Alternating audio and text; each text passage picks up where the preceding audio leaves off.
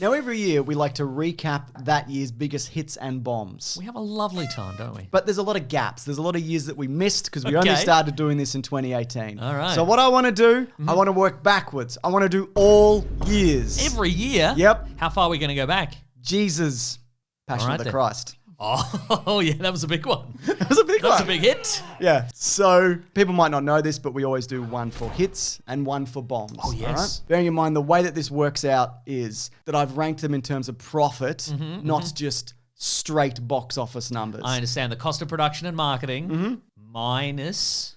etc. and so forth. Sure. What I normally do, I take the budget, I double it or add about 50 to 100 million depending, and then I subtract that from how much it made, right? This doesn't take into account streaming numbers, etc. Is it entirely accurate? No, it can't be. Often these numbers are hidden. It's just a rough idea of how it works. Sometimes they lie about the box office numbers for tax fraud reasons. That's right. In fact, let's assume they've all lied about it for tax fraud reasons.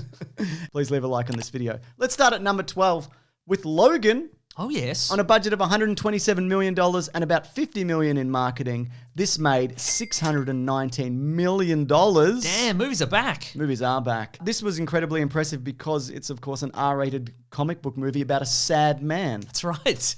Kids had to sneak into the cinema to see a sad man. Oh, my God, his claws are taking ages to come out. Yeah. He's so sad. This is a very rare trilogy in the sense that it gets better as it goes. Yeah. First one, dreadful. Second one, not dreadful. Pretty good, actually. Fights a Japanese guy in a big silver robot suit. I'll be honest with you, James. I've never thought of those three movies as a trilogy. They're X-Men a trilogy. Origins, The Wolverine, and Logan Trilogy. are as far apart from a trilogy as I could possibly imagine. We're covering them in the lead up to Deadpool and Wolverine, Mason, so that officially makes them a trilogy. Okay. Are there X-Men movies in between?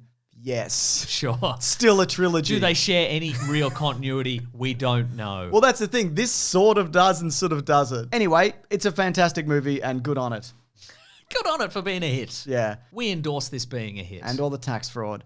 At number 11, we've got It Chapter 1 on a budget of $40 million, which you can do when you get mostly child actors and maybe one kid from Stranger Things. And you have the big finale, they beat a guy with sticks. Oh, I loved that.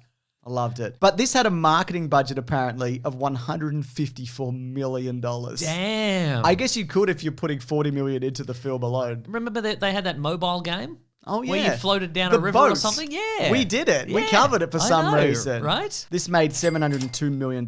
Again, really impressive. It's a horror movie. It was kind of a small phenomenon for a couple of years, these movies. That's you know? right. It's not surprising that this did really well. You go in, the kids go in to see how wide his mouth goes. Yeah. Really wide. Yeah, it went really wide. And then they left. They went, oh yeah, about that wide? Okay, good. Let's go do Ollie's in the car park. Do you remember enjoying this one? Of course I do. It's stronger than the second one, I feel, as well. And also, this was like peak Stranger Things. This was the perfect time to release Oh, this you think that maybe scary- that gave it a little bit of a boost? Almost certainly. Because the kids like the Stranger Things. They're like, what if Stranger Things?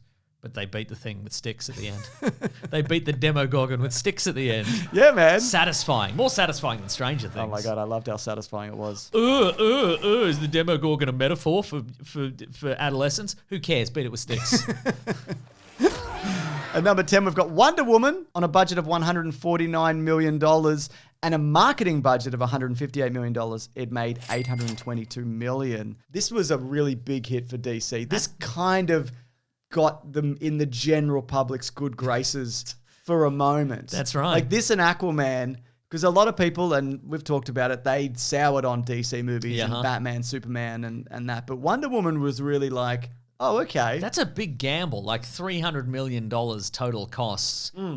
Might have been a huge bomb. Yeah, but it wasn't. It was a big movie. Big movie. Yeah. The first time, inexplicably, that there'd been a Wonder Woman movie on the big screen. It had action aplenty. It had Chris Pine in it. It had a very good sequel. Wait. No, it didn't. It had one of the worst sequels ever made. Worst sequels ever made? Yes. Yes. Really? Yep. Standing by that. Yeah. I admired how, and this has been pointed out probably by Honest Trailers among others, that everybody had to adapt to Gal Gadot's accent. Like everybody had to do that accent on Wonder Woman Island. Yeah, sure. It's just how we all talk now. Yeah, I think it's a bit of fun, and I'm not surprised it did fairly well. Who knows what happens with the Wonder Woman character next? It is not for us to say or judge. Were we going to judge? Yeah. Okay, great. That's what we All do. right, I'm ready to judge. Me too. At number 9, we've got Coco on a budget of $225 million. Is that about a little Italian boy or something? I didn't It's say a that little one. boy playing guitars and stuff. I didn't say that one. It made $807 million. Is he also a mermaid? No, you're thinking of Luca. Yeah. Which is a beautiful little movie that I quite like. Is he also an Italian boy? He's an Italian fish boy. There's 2 Italian fish Okay, boys right. in it, yeah. Right. I haven't seen this. I just haven't. Apparently it's amazing. I don't know why. It just slipped by me and I've never seen it. Apparently it's very emotional and touching and etc. Totes emotion. Yeah, it's totes emotion, good music and so on. It teaches you about life and death and music and love and family. I know about all those things already. Well, that's probably why you haven't seen it either. That's right. Before, when you went in to buy a ticket, they're like, do you know all about love and family and whatever? Yeah. You're like, yeah. Okay. You're barred. You can't come in. At number 8, we've got Thor Ragnarok on a budget of $180 million and a marketing budget of $50 million. It made $853 million. Pretty good and fun movie. Bro, I thought it was a good one. It was a fresh direction for Thor. That's right. At the time. And then people A fresh erection. Nobody said that. Okay. Nobody said that. Right. That potentially could have been a joke in the sequel, I think. Almost certainly. Yeah, it did go too far in the sequel, which did make a lot of money also. yeah.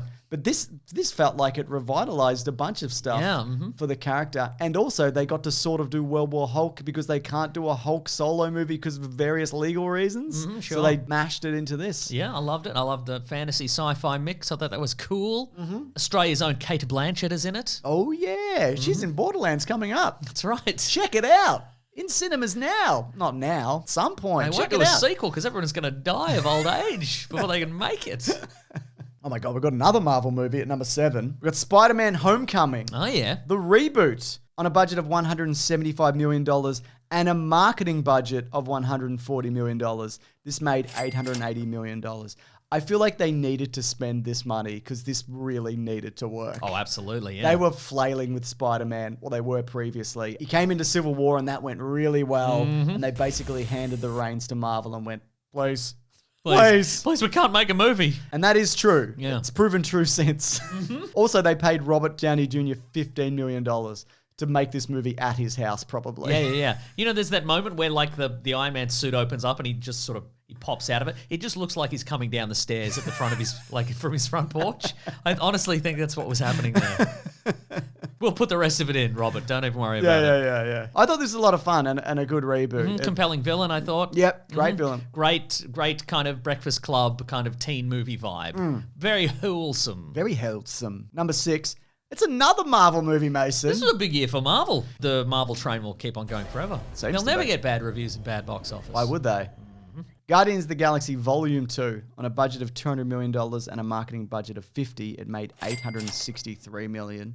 I mean, solid trilogy all the way through. Here's some good numbers. This is probably the weakest Guardians movie, but Interesting. that's doesn't say much. I like this movie a Me lot, too, but if yeah. I was going to rewatch any of them, I'd watch the first one and the third one. But I'd probably watch them in order. I guess if I was going to rewatch them, I'd probably watch 1, then 2, then 3. In order. Yeah. You famously hate even-numbered movies. I do actually, yeah. So that's not a surprise. But no, I mean, we got more about Peter Quill's backstory. We learned a bit more about the universe, etc. The team bonds and Yondu death. Yeah, there's good stuff in this, Sure. Maybe it's not the worst one. Maybe there's just 3 good movies. You can't say on the internet there's 3 good movies in a row. I You've know. got to pick a bad one. Yeah, you're right. Because there is one guy who's like, actually, I don't like those movies very much. The most unique man in the world will show up in the comments. That's exactly right. Next up at number 5, oh my God, The Rock wishes. It was 2017. It's Jumanji, Welcome to the Jungle. On a budget of $90 million and a marketing budget of $60 million,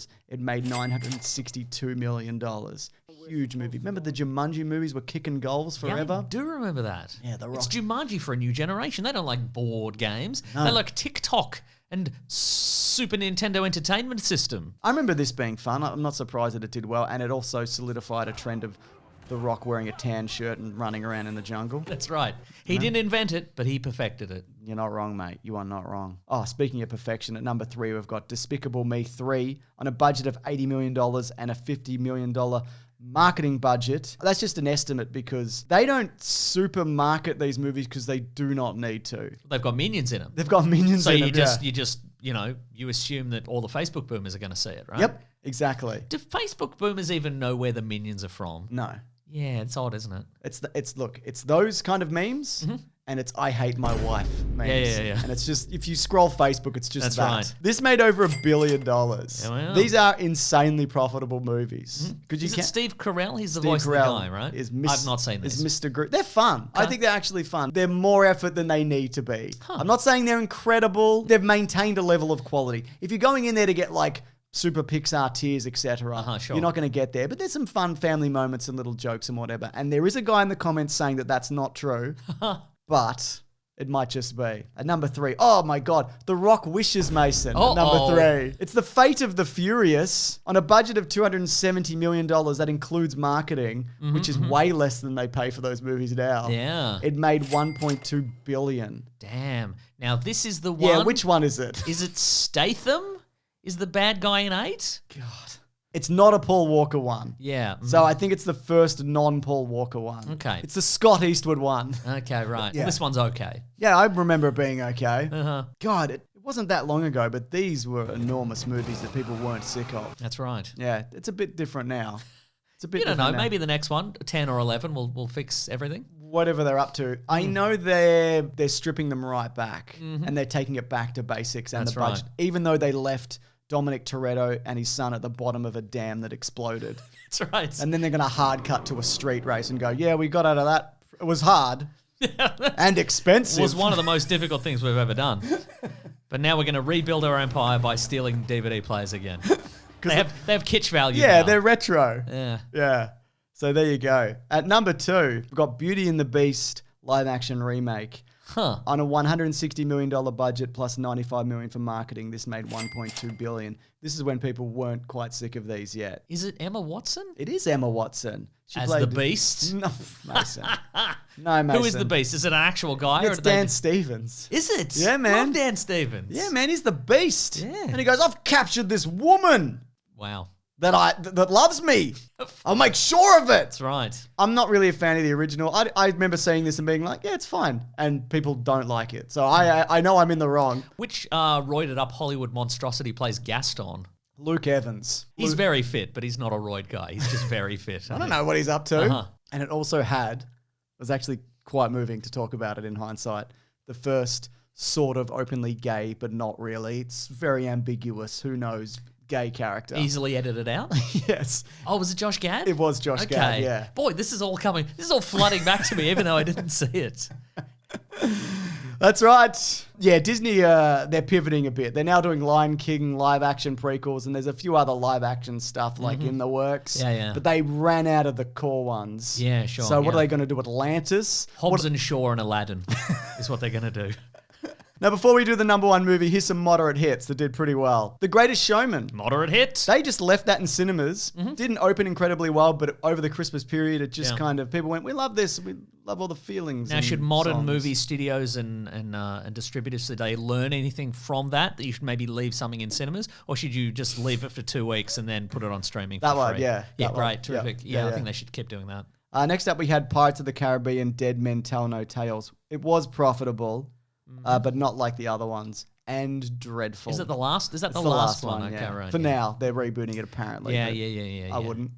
I just wouldn't. I was going to say Pirates of the Caribbean phoning it in, but they didn't have phones then, so flagging? The franchise is flagging because they have flags, James. They have flags. Flags. Yeah, for the bird, but not for you. You just stand there, you wait for the bird. That's true. Then we got the Boss Baby. Okay, moderate hit. He was a baby, but he had CEO powers, and he's from heaven, but it's like a. So he's not a man who was put in the body of a baby. No, he's like there's a. This isn't like that Will Smith animated movie where he's a spy and he gets put in the body of a pigeon.